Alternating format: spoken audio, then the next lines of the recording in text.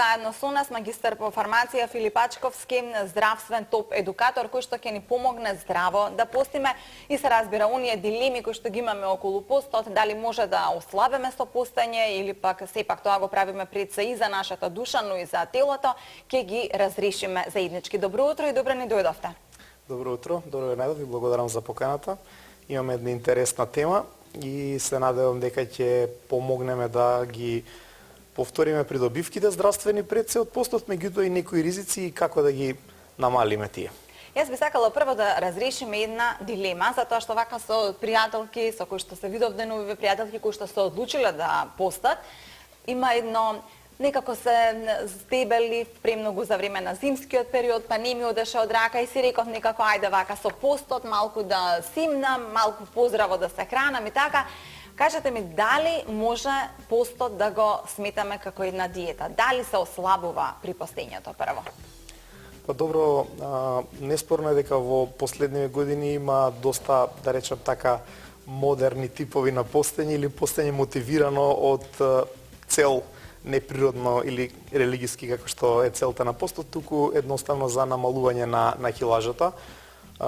Мора да направиме дистинкција помеѓу постот и диетата, меѓутоа сепак со одредени сугестии ние можеме да дојдеме во ситуација кога би ги така кажано искористиле постите да стекнеме одредени здрави навики, па дури и да намалиме одредена количина на поготово на масни наслаги, па и на тежина индиректно.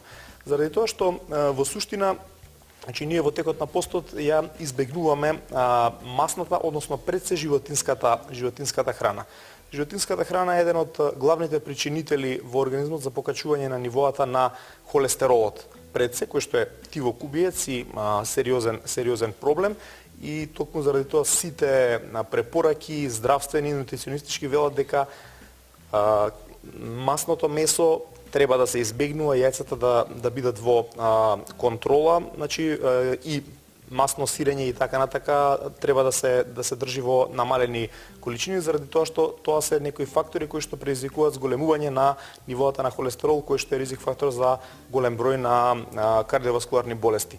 Меѓутоа, од друга страна, значи доколку правилно постиме, ќе дојдеме во ситуација да со таа една навика да јадеме прво варена храна, што е многу корисно. Таа сугестија да се пости на вода не насочува на тоа дека или ќе јадеме варена храна, или ќе јадеме сирова храна. Двата совета се идеални, идеално се вклопуваат во навиките за здрава исхрана кои што ги избегнуваме како популација, зашто немаме време. Ние пржиме затоа што немаме време да чекаме неколку часа да се свари нешто квалитетно, или јадеме преработена храна зашто немаме време сега да чистиме овошје, да припремаме зеленчук и така натака секојдневно. Извинете, малку ќе ве прекинам. Вие сега ќе кажувате најдобрите работи што може да се извлечат од постот, но не знам дали знаете, или можеби Маријан ќе ме подкрепи, посебно за оние зависници како мојот колега од сирење, од кашкавал и така натаму. Многу луѓе постат со тоа што постат со посен кашкавал, па и тој посен кашкавал нели понатаму го ставаат на тост, па или со сирење и такви кои што сметаат дека се постни. Дали веќе и тој пост може да гарантира некакви си здравствени бенефити и губење на килограмите, или сепак тој пост веќе и штом се внесува било каква маснотија, веќе и не може да се каже дека е вистинскиот пост? Во суштина, главниот проблем со намалувањето на килажата не е во мастите. Мастите се во одредена мера и корисни за организмот, влегуваат во изградбава на секоја наша клетка. Проблемот што ние го имаме во текот на вакви пости е што треба да замениме количина на калории кои што ги има во мастите и бидејќи не можеме да внесуваме или ќе го почитуваме постот и нема да внесуваме животинска храна, се фокусираме повеќе на јаглехидрати, односно на леп, да бидам искрен, или некои други замени за лев, компири, ориси и така натака. За да надокнадиме одредена количина на калории, 2-3 во ден ќе ни требаат за обичен човек, зборувам маж или жена, зависно од неговите активности, треба да внесеме огромна количина на јаглехидрати. Тие во пракса не ни требаат толку во организмот, а биолошки организмот е сетиран да кога ќе ги потроши количините што му се потребни, понатака ги складира јаглехидратите. Тие се складираат во вид на масти. Че ние зголемуваме ниво на триглицериди, автоматски зголемуваме маса доколку неправилно постиме. Значи во случајов или доколку едноставно се трудиме да се заситиме. Затоа што најголемиот проблем кој што човекот го има во вакви работи е едноставно чувството на глад. И наједноставно е да одиме со класична лебна, велиме исхрана, или зголемување драматично на количините на бели пецива кои што ги внесуваме. Независно што се тие без масло, правиме штета и нема да ослабиме.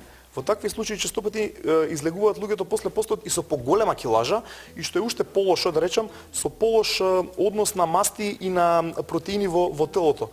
Бидејќи ако ние не ги надокнадиме протеините што ни требаат секојдневно во исхраната, а за да надокнадиме животински протеини мора да зголемиме доста од растителни, мора да зголемиме доста исхрана од тип на граф, леќа, печурки или соја, која што е доста корисна за вакви периоди. Тоа се сепак 7 недели. Тоа е сериозен процес. Тоа не е кратко време и доколку не размислуваме на една разновидна исхрана, ние можеме да ги нарушиме односите во организмот и наместо да постигнеме ослабување и подобро, да речам, тело и изглед и здравје, ние ќе постигнеме губиток на мускулна маса, а зголемување на сало.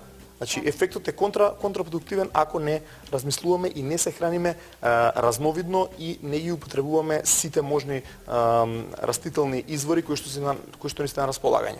Колку во еден период е од постот, да кажеме, бидејќи сконцентрирани сме на тој дел, е потребно во текот на денот дали почесто да јадеме во помали количини или пак да кажеме да јадеме во поголеми количини, да внесуваме храна, иако знаеме дека многу поздраво и подобро е кога не го оптеретуваме и желудникот и кога јадеме во помали количини почесто. Па и генерално во животот е идеално да најдеме модус, систем на функционирање во кој што би ги намалиле оброците количински, а би ја зголемиле нивната фреквенција. Значи, она што е пракса и корисно поготово во ваква ситуација кога ние де факто мора да внесуваме поголем волумен на храна за да ги задоволиме потребите за ситост, тоа е да јадеме барем 5 оброка на ден и при тоа да комбинираме барем 2 од тие 5 оброка да бидат овошје или зеленчук. При сите совети, иако ние во недостаток на време знаеме за време на ручек, се да изедеме од да почнеме со салата, па да продолжиме со главнани, па да завршиме со овошје, тоа е погрешно во принцип. Да. Значи ние го оптеретуваме организмот, де факто не ги влечеме сите минерали и витамини што треба да ги извлечеме. Препорачувам да најдете време да направиме ужинки кои што ќе бидат зеленчукови или овошни или комбинирани во одредени ситуации, 2 пати во денот кои што ќе ни помогнат да извлечеме тоа што може да го извлечеме максимално од овие количини овошје и зеленчук. Сепак, ако почитуваме препораки здравствени, треба да внесуваме околу 400 грама овошје и зеленчук. Тоа не е мала количина. Тоа не е мала количина. Тоа значи дека треба да ставиме една банана, која што е околу 180 грама отприлика, едно јаболко, околу 150 до 180 повторно грама и можеби и еден портокал или една круша. Така сме ги задоволиле ние потребите од некои 3 овошја во ден. Во однос на зеленчукот треба да почитуваме она што е сезонски достапно и практично во конкретниот сегашен момент. Користи се, да речам, брокули, целер, моркови и така натака. Тука ќе извлечеме огромна количина на минерали и витамини кои што ни требаат за да го поминеме што поздраво овој период. Оно што јас сакам да го прашам се однесува на начинот на постење. Ние сега малку ги почнавме работите одма од диетата, па постот и така натаму, меѓутоа, не знам колку знаат гледачите, телото се подготвува за пост, па потоа почнува постот. Како е најправилно да се поминат овие 7 недели? Па да, јас кога разговаравме за оваа емисија, одлучив малце да ги погледнам и религиозни препораки и така натака и дојдов до заклучок дека не случајно се размислувало уште, да речам, од дамнешни времиња на таа припрема на организмот за пост и на таа, да речам, недела со риба која што претходи на постот и така натака. Тоа се работи кои што на вистина се значајни за припрема на организмот, бидејќи ние во овој период, повторно велам, не краток период, ако ги почитуваме дословно препоракиве, ќе исцрпиме количини на одредени витамини кои што де факто не може да ги внесеме со оваков начин на исхрана. Пред се зборуваме за витамини кои што ги има само во животинска храна, витамин B12 и витамин D3, велиме холекалциферол, кој што е животинска форма на витамин D. Овие производи практично воопшто ги нема во растителна исхрана, со напомена дека еве во денешно време, бидејќи размислува индустријава во оваа насока и за овие луѓе, се знаат да се збогатуваат поготово некои интегрални житарки, па и други производи со овие витамини B12 и D, кои што се од витално значење за функционирање на организмот и кои што ги нема во одреден период, ефектите негативни врз телото ќе бидат значајни. Колку во даден момент, значи, еве за време на постот или не само за постот и кај диетите, е потребно да внесуваме вода, течности и колку е потребно во текот на 24 часа? Внесувањето на течности е особено важно за да дојдеме до една ситуација на отстранување на сите тие токсини, генерално неискористени материи кои што преку храната ги внесуваме, бидејќи ние, како што поминува храната низ организмот, ги влечеме материите кои што му се корисни организмот, останатото се прочистува, се филтрира најмногу преку бубрезите или преку црниот дроб, и сега тоа треба да се исфрли назад. За правилно функционирање на бубрезите и генерално за прочистување на организмот ние мора да имаме барем 2 до 3 литри вода, што зависи од полот, од физичката големина на човекот, тежина и така натака, меѓутоа се разбира и од активноста. Ако сме доста спортски активни, се потиме, трошиме вода на друг начин и така натака, се подразбира дека ќе мора да внесуваме поголеми количини на вода, кога сме веќе кај детоксикацијскиот процес. И тука е корисно да се напомене дека важно е и кога тоа го правиме. Значи, периодот на детоксикација на организмот е најсилен наутро, до 12 часот. Заради тоа е важно токму во тој период да не заборавиме да внесеме поголеми количини на вода. Навиките за внесување на вода треба да се градат. Едноставно не треба да забораваме дека тоа многу лесно се гледа, значи ако не внесуваме вода, едноставно клетките се ние велиме ќе се смеждурат, ја губат количината, и тоа најпрво ќе го видиме на нашата кожа, а понатака ќе го видиме и на се останато. Оно што сакам да ни го кажете, нели вообичаено кога се пусти, тука имаме фаза во која што си велиме да каснам, да не случајно ни се дојадам и така. И цело време сме во некоја можеби паника дека не внесуваме доволно храна. Може ли да ни кажете во кој период од денот е многу важно да се внесува тоа овошје? Па понатаму оваа препорака генерално претпоставувам и за во живењето. Кога да се внесува зеленчук? Споминавте дека буквално на ручек кога ќе седне просечен македонец, дека оди прво со салата, па потоа оди супа, па оди главното јадење, па оди десертот, што нели сите ги гледаме французите и си велиме, види ги по толку време седат на ручек и така натаму, има дури огромни паузи за ручек и повторно изгледаат витко. Што е она ачковски што, да речеме, ние не можеме да јадеме како французите? Зошто македонците, да речеме, некогаш, па и еве децата сега, се нација со прекумерна тежина, зошто цело време мислиме дека сме недоволно најадени? Па добро, тоа е навиката на големи оброци. Е тука проблем. Односно навика на еден главен оброк, која што е потенцирана со денешно темпо на живот, се враќаме од работа, гладни сме и тогаш тоа е и ручек и вечера. Ако никогаш беше во 3 часа, сега е веќе во 6. Реално и сега во таква ситуација, значи ние сме гладни, организмот доека ни јави дека сме гладни, ние ќе внесеме значајно повеќе количини. Мора да направиме сетирање, во кое што сетирање е најважно да најдеме начин на себе организација да не ги избегнуваме појадоците. Да најдеме начин да појадуваме. Тоа ќе ни помогне да се премостиме во текот на денот, да не доаѓаме во ситуација да имаме многу гладни, а и да не доаѓаме во ситуација да имаме ризици од хипогликемија заради тоа што не сме велели ништо.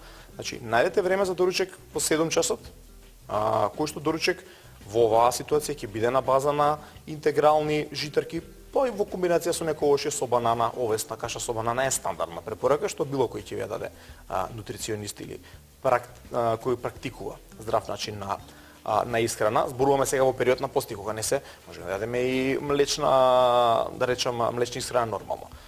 Или да комбинираме со тоа и млеко или јогурт. Идеално.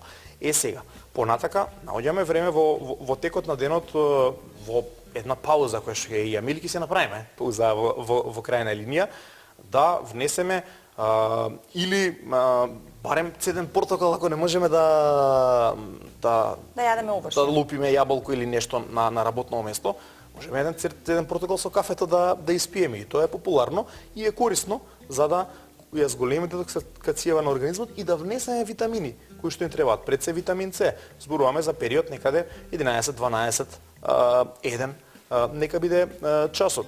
Понатака се враќаме. Дома го правиме клучниот оброк, меѓутоа тогаш не мора да изедеме се. Треба да бидеме умерени, да направиме оброк кој што ќе ги внесеме протеините, бидејќи тие ни фалат. Од сабајле почнуваме со аглехидрати зашто ни треба енергија. Нормално препорачливо е колку поише можеме овошје да јадеме во ред, да внесеме протеини во текот на ручекот, кога и да се служи тој, 4, 5, 6, и понатака да најдеме начин да не вечераме, ако може во 8, 9 и така натака. Ако сме гладни, а ќе бидеме, веројатно, ќе замениме со она што е многу важно, тоа се одредени јаткасти плодови, кои што не можеме да ги изедеме во огромна количина, имаат многу калории во себе, меѓутоа тоа се здрави калории. Зборуваме за бадеми, ореви, зависно од потребите, лешници, кој што милува. Меѓутоа, едноставно тука има толку многу здрави компоненти кои што ќе ни дадат енергија, а ќе ни помогнат здраво да се храниме и да речеме и подобро да изгледаме. Кога сме во контекст на постоти, на овие припремите и деновите и така натака.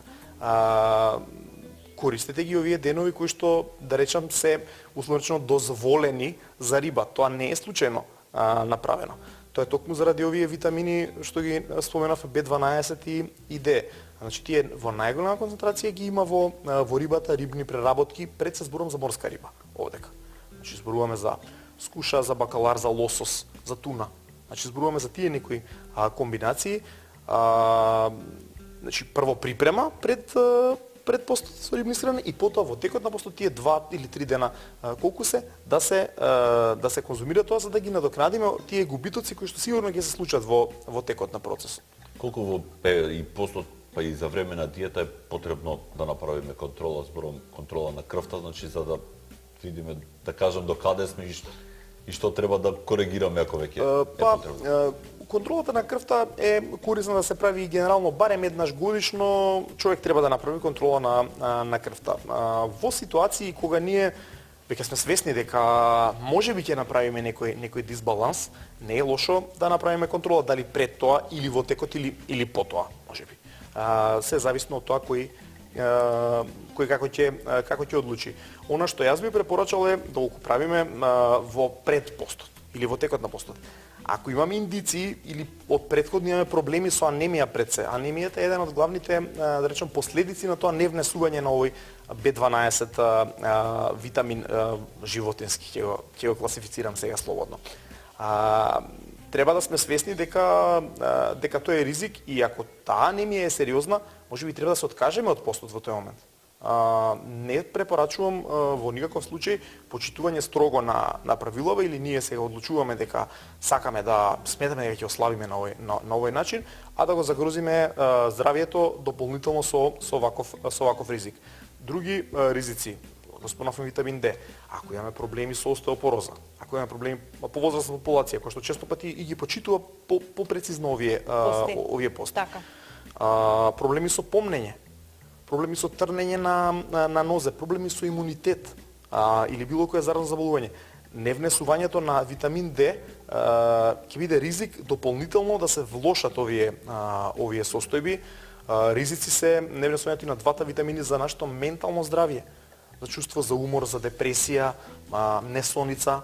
Тоа се работи кои што мора да ги имаме во предвид и кога веќе дискутираме за тоа дали треба да правиме избор помеѓу постење или здравје, ако имаме индикации од овој тип, треба да се замислиме и да ги зголемиме внесовите на оваа исхрана. Ако не ќе да внесуваме животинска храна, ќе внесуваме додатоци во храна кај што ќе ги има овие комбинации омега 3, витамин D, B12, обично на база на рибино масло, меѓутоа и не мора да биде масло во буквална форма, преработена хемиска форма, па да ги премостиме овие периоди, а сепак да ги испочитуваме, да речем, Така. правила.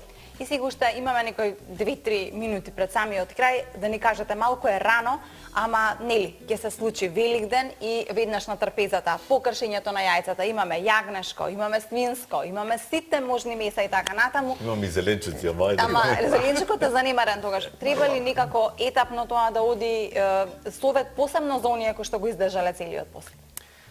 Па токму за нив е тоа поголем шок, да бидам искрен. Затоа што нашиот организам се учи, односно се прилагодува како што ние се однесуваме. И доколку ние во одреден период, пак велам 7 недели, не се малку, го навикнеме на тоа дека не внесуваме толку масна храна, и одеднаш, а тоа луѓе го прават, сега заврши постот, сега можам да јадам што сакам, внесуваме огромни количини, ќе го преоптеретиме и може да почувствуваме промени, проблеми пред се во варењето, бидејќи тој веќе се навикал малце да вари друга полесна храна. Така да, тешко да се каже, не го правете тоа.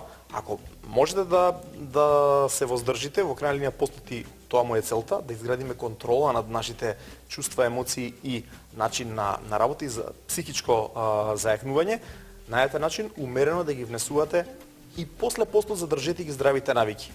Јадете почесто варена храна, јадете непреработена храна и не претерувајте. Така, ова може би Тоа е да најважното, препорака. постот. Филип Ачковски, топ здравствен едукатор, магистар по фармација и се разбира чест гостин во Јасака Македонија, токму кога имаме некои вакви теми. Јас ви благодарам за гостувањето, ќе се видиме во следна прилика и се разбира за нови вакви содржини кои што ќе можете се разбира да не ги пренесете, за да ние на нашите гледачи им покажеме што е навистина правилно и како да се го сочуваат здравието. Благодарам уште еднаш, ми беше задоволство.